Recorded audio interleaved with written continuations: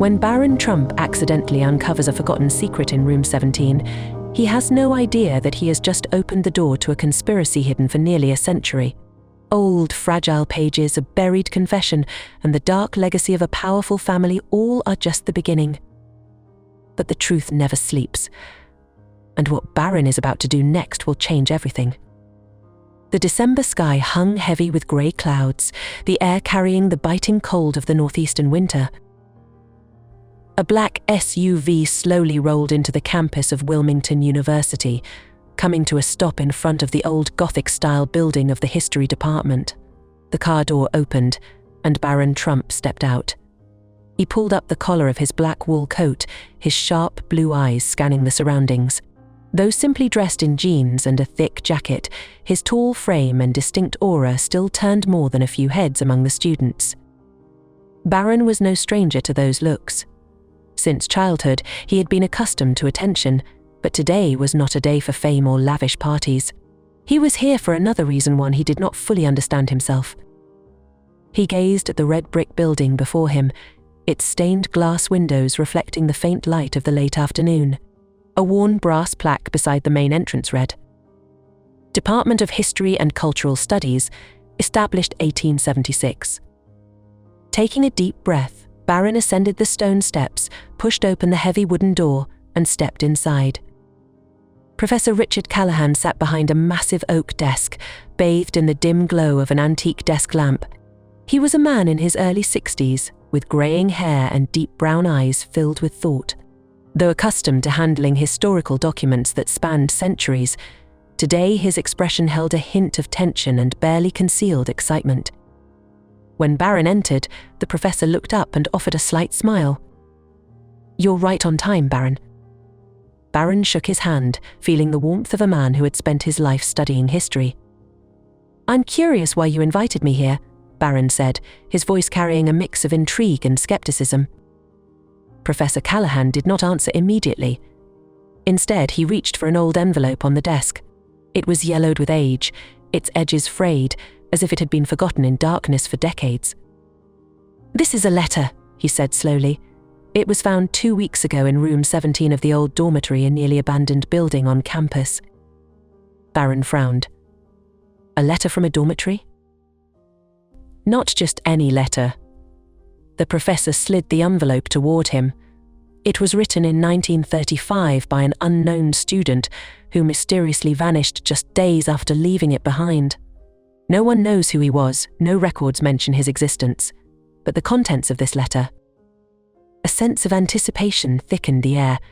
Barron slowly picked up the envelope, turning it over in his hands. The paper was brittle with age, but the wax seal on the back remained intact, bearing a strange symbol he had never seen before, a single eye surrounded by radiating lines, like the mark of a secret society. His heart pounded slightly as he opened the envelope. Inside was a sheet of handwritten paper, the ink faded to a dull brown. Barron leaned forward, his eyes scanning the first lines. "If someone is reading this letter, then what I am about to reveal will no longer remain a secret forever. I don't have much time. They are watching me. Room 17 is not just a place to sleep, it is where Wilmington has hidden a truth for decades." A chill ran down Barron's spine. He looked up at Professor Callahan, who was watching him intently. "So, what does this mean?" Barron asked, his voice quieter than before. The professor crossed his arms and leaned back in his chair. "We don't know exactly. But room 17, it has been sealed for over 80 years. No one has been allowed inside since 1935. Barron glanced down at the letter again.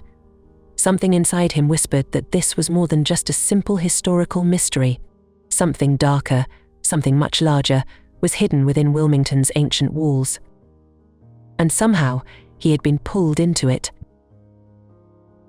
The frigid December night cloaked Wilmington's campus, streetlights casting long, wavering shadows on the cobblestone paths. Barron inhaled deeply, his breath turning into white mist in the cold air. The silence of the late night was broken only by the rustling of dry leaves beneath his footsteps. The letter from Professor Callahan refused to leave his mind, keeping him restless. Something urged him to verify the words written in it for himself. Room 17. A room locked away for 8 decades. A mystery that someone in the past had tried to leave clues about before disappearing. As he approached the old dormitory, Barron noticed its eerie, desolate aura.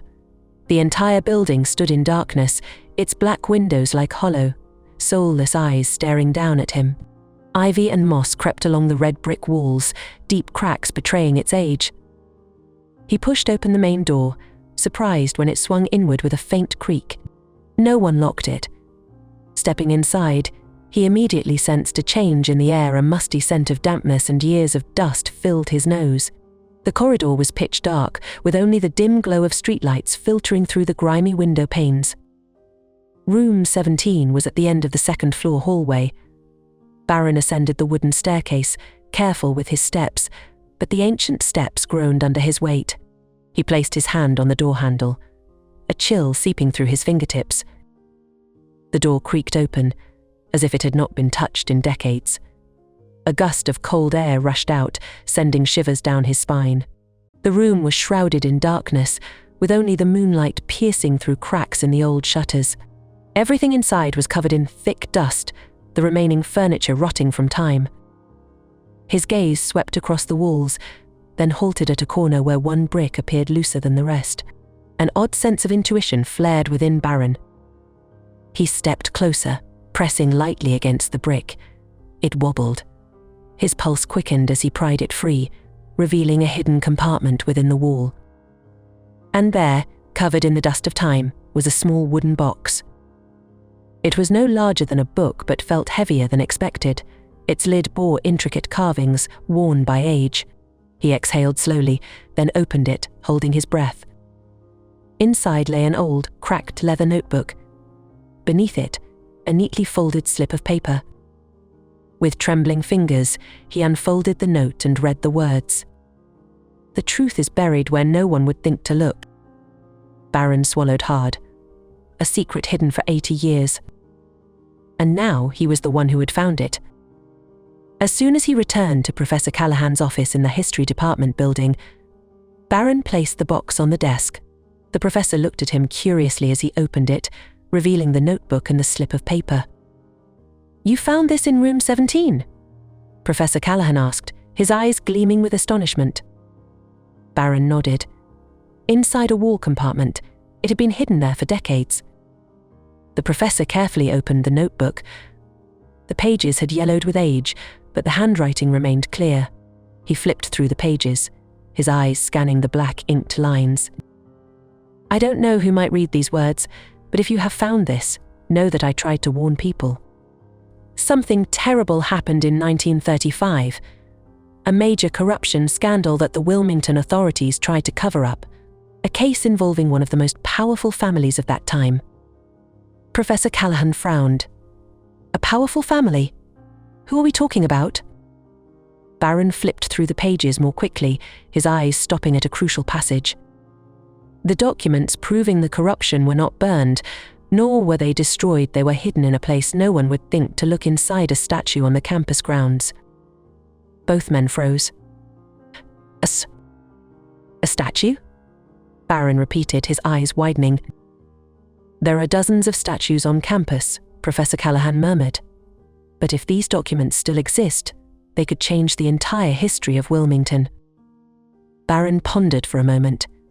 "Professor, do you know which statue was built during that period?" "There is a very famous statue on campus," Professor Callahan said after a brief silence. "The statue of Robert Ashford, one of Wilmington's founders, erected in the exact year 1935. Barron looked at him. "Could it be that? The documents have been there all this time." Professor Callahan smiled, a mixture of excitement and tension. There's only one way to find out. The next morning, Wilmington's sky was clear, but the atmosphere on campus carried an unusual tension. Rumors about what Barron and Professor Callahan had discovered spread like wildfire. A group of curious students, some history enthusiasts, others simply intrigued, had gathered around the towering stone statue in the university's main square. The statue of Robert Ashford, one of Wilmington's founding figures, had stood there for nearly a century. It was a symbol of tradition and pride, but now it might be hiding a truth that no one had dared to uncover. Barron stepped forward, his eyes carefully examining every detail of the statue. Under the morning sunlight, tiny cracks on the statue's base became more visible. The web of fissures seemed to tell a story that had gone unnoticed for years. Professor Callahan joined him, tapping lightly on the base of the statue. The sound was slightly hollow, not what one would expect from a solid stone structure. Barron exchanged a glance with him, and the same thought crossed their minds. There might be a hidden compartment inside. "We need to open it," one of the students in the crowd said. "We can't do it ourselves," Professor Callahan replied. "But if we notify the university's maintenance team, they might be able to help." Before long, a team of maintenance workers arrived with specialized tools. As they began dismantling the stone layers of the statue's base, the students held their breath in anticipation. The sound of cracking stone echoed. One of the workers suddenly exclaimed, "There's a hollow space here." Barron crouched down, peering inside. Amidst the dust and debris, an old tin box lay hidden within the statue's hollow compartment. Kneeling, he gently wiped away the thick layer of dust on its surface. His hands trembled slightly as he pried open the lid. Inside, dozens of neatly stacked old papers lay, their edges tinged with a yellowish-brown hue from age. A small leather-bound journal rested among the documents, a silent witness to the past. Professor Callahan picked up one of the sheets, his eyes widening as he recognized the figures printed on it. "My God, these are records of a financial manipulation." A collective gasp arose from the surrounding students. The documents detailed shady financial transactions from the 1930s, revealing how a vast sum of money had been siphoned from public funds into the pockets of a select few in power. But what sent a chill down Barron's spine was the small journal. As he opened it, the handwritten words seemed to leap off the page at him. "I can no longer stay silent. The truth has been buried for too long, and I know I may pay the price for this. But I cannot go to my grave carrying this secret. Wilmington deserves to know the truth. If someone finds this, use it to correct the mistakes of the past." News of the shocking discovery at Wilmington University spread at lightning speed. Within hours, the story had appeared on forums and social media. The first reporters quickly flocked to the campus, their cameras and microphones pointed at Professor Callahan and Barron Trump, the two figures at the center of the revelation. The documents found inside the tin box were handed over to a team of experts to verify their authenticity. And as soon as they confirmed that this was indeed evidence of a massive financial manipulation, one involving key figures in Wilmington's history, the story instantly became the focus of nationwide headlines. Barron quietly watched the news broadcast from his dorm room. Everything was happening too fast. Just yesterday, he had stood in a dust-covered room, searching for clues to a forgotten mystery. And now, all of America was talking about what he had uncovered. But one thing still troubled him. Why had Charles Wilmington chosen to hide this truth inside a statue? Why hadn't he revealed it while he was still alive? He felt that something was still unanswered. And if history had taught him anything, it was that every secret has a darker side that few ever expect. And this, perhaps, was just the beginning of a much bigger mystery. In the months following the exposure of the Wilmington family secret, the entire nation followed the developments of the investigation. Countless documents were released, revealing that not just one, but multiple generations of the Wilmington family had concealed the truth to maintain their powerful position. The hearings dragged on, public trials captured widespread attention, and in the end, the state government of Delaware decided to use the remaining assets of the Wilmington family to establish a special scholarship fund for underprivileged students. The Wilmington Scholarship became a symbol of correcting past wrongs.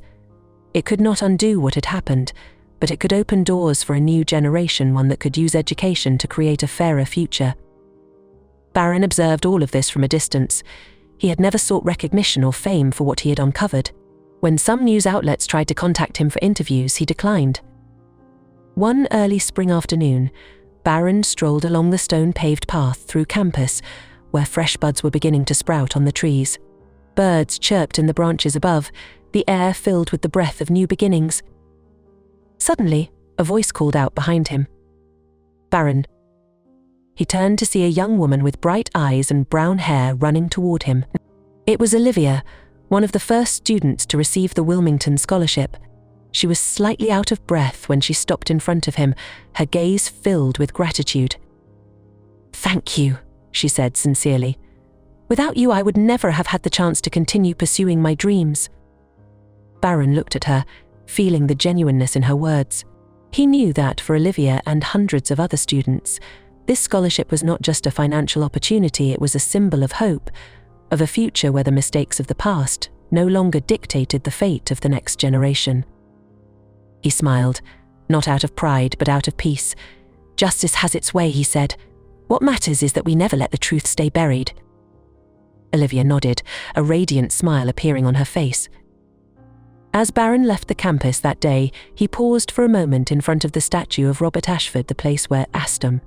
It still stood tall and solemn, but now, its meaning had changed. No longer a symbol of a powerful family hiding secrets, but a monument to a truth finally brought to light.